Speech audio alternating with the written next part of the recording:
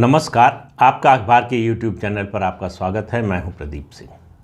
बिहार के मुख्यमंत्री नीतीश कुमार राजनीतिक रूप से पहली बार फंसे। ऐसा फंसे हैं, ऐसे चक्रव्यूह में फंसे हैं जिसका सातवां तो छोड़िए, पहला द्वार तोड़ने का भी कौशल उनके पास नहीं रह गया। उनके पास कोई विकल्प नहीं बचा है। केंद्रीय गृह मंत्री अमित शाह बिहार में थे शनिवार को, और शनिवार को ही आरजेडी और जेडीयू की भी रैली थी।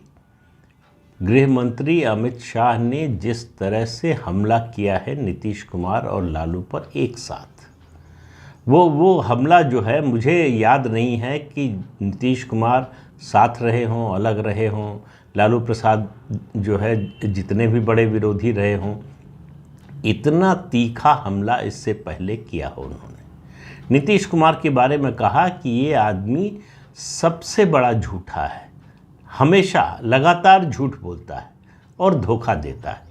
तो उन्होंने कहा कि ये जो उनकी पलटने की राजनीति है उसको ख़त्म कर देना है। अब उन्होंने कहा कि बीजेपी के दरवाजे नीतीश कुमार के लिए हमेशा के लिए बंद हो गए हैं।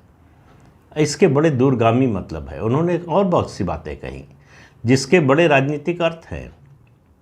उन्होंने कहा कि नीतीश कुमार बताएं कि लालू प्रसाद यादव के बेटे को कब मुख्यमंत्री बनाएंगे।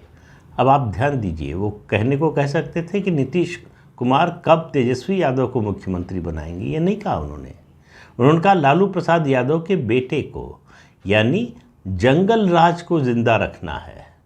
ये जो गोल पोस्ट बदलने की कोशिश या परिवर्तन की कोशिश आरजेडी की ओर से होती है कि जंगल राज पुरानी बात हो गई, अब तेजस्वी हैं, उस विमर्श को नहीं आने देना चाहते। उसके लिए उन्होंने डेवलपमेंट का जो है एक मुहावरा इस्तेमाल किया। उन्होंने कहा कि बिहार में दुग्ध उत्पादन की बहुत बड़ी क्षमता है, देश में सबसे ज़्यादा दूध का उत्पादन हो सकता है बिहार में, लेकिन उसके लिए पशु चाहिए और उस पशुओं के लिए जो है चारा चाहिए। तो चारा चोरों के साथ बैठकर आप कैसे दुग्ध उत्पादन को बढ़ाएंगे? अब आप देखिए कहाँ से कहाँ जोड़ते चले गए हो। उसके बाद उन्होंने कहा कि भाई नीतीश कुमार बताएं तारीख कि कब तेजस्वी यादव को बना रहे हैं, जो समझौता हुआ था उसके मुताबिक।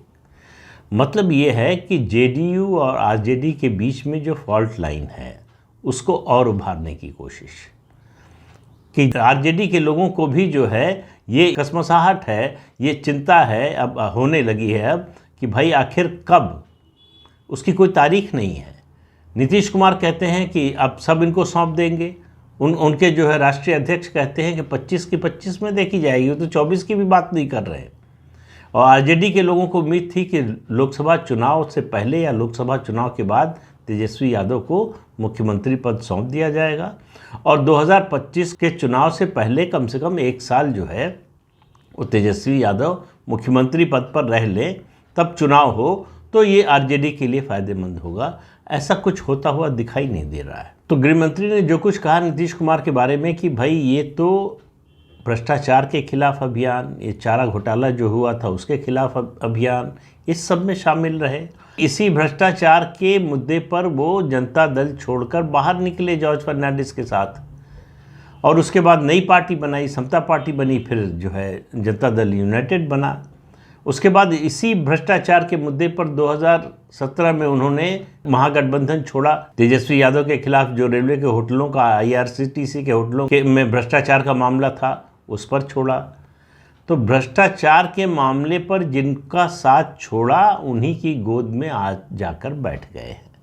अब इसका मतलब आप समझिए कि नीतीश कुमार और भ्रष्टाचारियों में, जिन पर वो भ्रष्टाचार का आरोप लगाते थे, जिनको वो भ्रष्टाचारी समझते थे, अब कोई अंतर नहीं रह गया।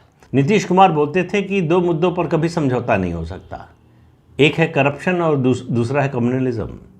उन्होंने दोनों से समझौता किया। लालू प्रसाद यादव के साथ जाकर उन्होंने मुस्लिम कम्युनलिज्म से समझौता किया है, और करप्शन के बारे में तो कोई कहना ही क्या। आरजेडी, राष्ट्रीय जनता दल, लालू प्रसाद यादव का परिवार भ्रष्टाचार का पर्यायवाची बन चुके हैं।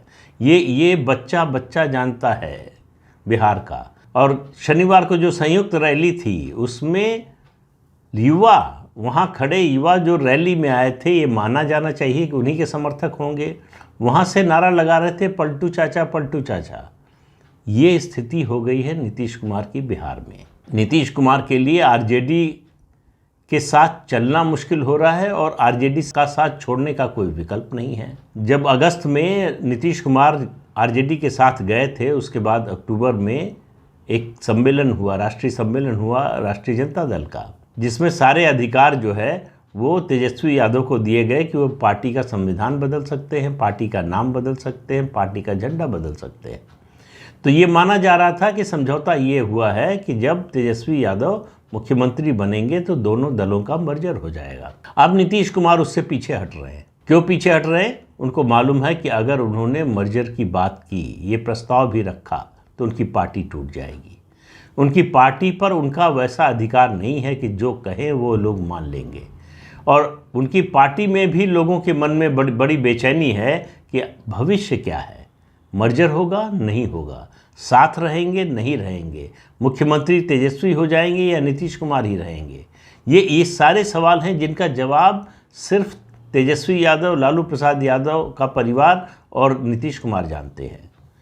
इस वजह से और ज़्यादा बेचैनी बढ़ रही है कि इस पूरे समझौते में, इस पूरे गठबंधन में कोई पारदर्शिता नहीं है, कोई स्पष्टता नहीं है कि कौन किसके साथ कब तक चलेगा, किन शर्तों पर चलेगा। तो भले ही कहें तेजस्वी यादव कि उनको मुख्यमंत्री बनने की जल्दी नहीं है, सवाल यह है कि जब उन्होंने जेडीयू से समझौता किया है तो इसके अलावा और लक्ष्य क्या हो सकता है।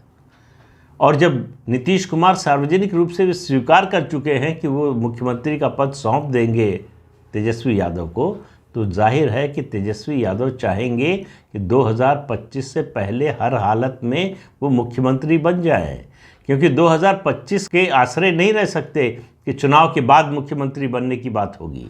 कि चुनाव में क्या नतीजा आएगा ये कोई नहीं जानता है। चुनाव के बाद आरजेडी और जेडीयू अपना मुख्यमंत्री बनाने की हालत में भी होगी कि नहीं ये कौन जानता है, और होगी तो उस समय नीतीश कुमार का पैतरा क्या होगा ये कौन जानता है। नीतीश कुमार के लिए हर तरफ से बुरी खबर आ रही है। कांग्रेस पार्टी से उनको बड़ी उम्मीद थी कि कांग्रेस पार्टी उनको प्रमोट करेगी प्रधानमंत्री के चेहरे के रूप में। कांग्रेस पार्टी कोई घास नहीं डाल रही है। आपको याद होगा जब ये महागठबंधन में शामिल हुए इस बार, उसके बाद सोनिया गांधी से मिलना चाहते थे। सोनिया गांधी मिलने की इच्छुक नहीं थी। लालू प्रसाद यादव की सिफारिश पर मिली और मुश्किल से 5 मिनट मिली। और आमतौर पर होता है कि नेता मिलने जाते हैं प्रदेशों के, दूसरे किसी भी पार्टी के या अपनी पार्टी के भी कई बार होता है, उनका एक फ़ोटो सेशन होता है, फ़ोटो खींची जाती है। सोनिया गांधी ने इंश्योर किया कि उनकी और नीतीश कुमार की फ़ोटो न खींचे और नीतीश कुमार को हड़बड़ी में वहाँ से निकलना पड़ा। तो ये एक रवैया है नीतीश कुमार के बारे में कांग्रेस का। और उसके बाद जो तीसरा चौथा फ्रंट जो भी बन रहा है उसके बारे में आपको पता ही है। तो नीतीश कुमार के लिए जगह कोई नहीं, तीसरे चौथे फ्रंट वाले भी नहीं पूछ रहे हैं। कांग्रेस को तो छोड़ दीजिए। तो ये जो प्रधानमंत्री बनने का सपना है, जो अमित शाह ने कहा कि इनको हर 3 साल पर प्रधानमंत्री बनने का सपना आता है, और मैं कहता हूँ कि इनको हर 3 साल पर प्रधानमंत्री बनने का कीड़ा काटता है। वो कीड़ा काट चुका है इनको, अब उसके कारण बिलबिलाए हुए घूम रहे हैं। तो एक सरकार से निकल गए, दूसरी सरकार में मतलब आप समझिए कि तवे से निकलकर कढ़ाई में पहुँचे हैं। उनके लिए आगे का रास्ता और मुश्किल से मुश्किल होता जाएगा, उनके लिए कठिनाइयाँ बढ़ने वाली हैं। नीतीश कुमार के लिए अच्छा होगा कि इज्जत से अभी जो है वो मुख्यमंत्री का पद छोड़ दे। आरजेडी के एक वरिष्ठ नेता ने उनको जो सलाह दी थी, शायद शिवानंद तिवारी ने सलाह दी थी कि वो छोड़कर कोई आश्रम खोल लें, आश्रम में चले जाएं और राजनीति से संन्यास ले लें। न चाहते हुए भी नीतीश कुमार का राजनीतिक करियर उसी ओर बढ़ रहा है। नीतीश कुमार हमेशा सबसे ज़्यादा पलटी मारने वाले मुख्यमंत्री के रूप में याद किए जाएंगे। नीतीश कुमार ऐसे मुख्यमंत्री के रूप में याद किए जाएंगे जो अर्श से फर्श पर पहुंचा अपने कारणों से, अपनी करतूतों से। तो आज नीतीश कुमार की जो बिहार में स्थिति है, मुझे लगता है जितने भी बड़े नेताओं को अगर आप तीनों पार्टियों में देख लीजिए, कांग्रेस को भी मिला लीजिए तो चारों पार्टियों को देख लीजिए, तो और लेफ्ट को भी शामिल कर लीजिए इसमें, तो सबसे अलोकप्रिय नेता नीतीश कुमार है। नीतीश कुमार मुख्यमंत्री बने हुए हैं तो सिर्फ इसलिए कि आरजेडी ये तय नहीं कर पा रही है कि नीतीश कुमार के साथ कब तक रहना है। आरजेडी के लिए अपनी सरकार बनाना आज की परिस्थिति में बहुत मुश्किल नहीं है। उसको केवल 3-4 जेडीयू के विधायक तोड़ने की ज़रूरत है, उनकी अपनी सरकार बन सकती है। लेकिन आरजेडी का जो रवैया है उससे लगता है कि वो चाहते हैं कि जनता दल यूनाइटेड टूटे, नीतीश कुमार के खिलाफ बगावत हो। और नीतीश कुमार का किस्सा जैसे महाराष्ट्र में उद्धव ठाकरे का किस्सा है, उसी परिणति को प्राप्त हो, उसी स्थिति को प्राप्त हो। ये कब तक होगा ये तो पता नहीं, लेकिन ये बहुत देर नहीं लगने वाली है इसमें, क्योंकि नीतीश कुमार की जो गिरने की रफ्तार है वो दिन पर दिन तेज़ होती जा रही है। और जिस तरह के हमलावर मूड में है भारतीय जनता पार्टी, तो गृह मंत्री अमित शाह ने जो बात कही है वो कई लोगों को संदेश है, भाजपा के कार्यकर्ताओं को संदेश है कि ये जो नीतीश कुमार चलाते रहते हैं कि लौट आऊँगा, अगर उधर दिक्कत होगी तो संकेत देते हैं लौट आऊँगा, वो सब भूल जाइए। नीतीश कुमार के साथ अब कोई समझौता नहीं होने वाला। दूसरा, मुझे लगता है सबसे बड़ा संदेश वो आरजेडी को दे रहे हैं कि हमने दरवाज़ा बंद कर दिया है, अब आपके पाले में हैं, आपके कमरे में खड़े हैं, जो करना हो कीजिए, हमसे कोई मतलब नहीं है। तो उनका ये जो सौदेबाजी का जो एक एजेंडा था कि इधर परेशानी हो तो उधर का संकेत दे, उधर परेशानी हो तो इधर का, बीजेपी ने कह दिया कि नहीं, ये सिलसिला हमने बंद कर दिया। अब ये रिवॉल्विंग डोर नीतीश कुमार के लिए बंद हो गया है, पूरी तरह से उनकी एंट्री पर बैन लग गया है। तो अब आरजेडी के हाथों में है, आरजेडी को यानी लालू प्रसाद यादव और उनके परिवार को तय करना है कि नीतीश कुमार को मार दिया जाए या छोड़ दिया जाए। ये फैसला जल्दी होगा, क्योंकि नीतीश कुमार कह तो रहे हैं कि मुख्यमंत्री बनाएंगे, लेकिन तारीख नहीं बता रहे हैं। तो मुख्यमंत्री बनाएंगे लेकिन तारीख नहीं बताएंगे, ये सिलसिला बहुत लंबे समय तक नहीं चलने वाला है।